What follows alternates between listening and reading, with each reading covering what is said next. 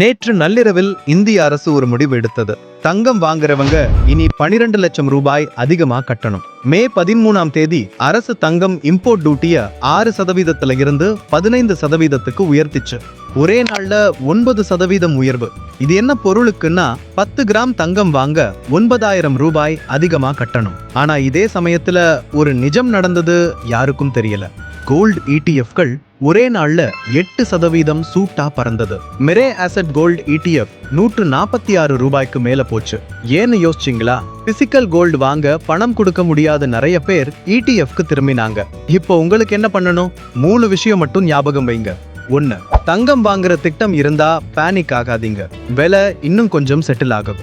2. Sovereign gold பாண்ட்ல இருக்கீங்கன்னா எந்த ப்ராப்ளமும் இல்ல. டியூட்டிக்கு முன்னாடி லாக் ஆன விலையில இருக்கும். 3. கோல்டு இடிஎஃப்ல இப்போ சேர்ந்தா 8% வருமானம் ஏற்கனவே போயிருச்சு. ஃபோமோல வாங்காதீங்க. தங்கம் லாங் டேர்ம் ஆசெட். ஒரு நாள் டியூட்டி ஹைக்காக பேனிக் ஆகாதீங்க. ஆனா டைமிங்கும் முக்கியம். கோல்டு இடிஎஃப்ல இருக்கீங்களா? பிசிக்கல் கோல்ட்ல இருக்கீங்களா? கமெண்ட்ல சொல்லுங்க. டேட்டா தெளிவு, ஹைப் இல்ல, செல்வம் கட்டு.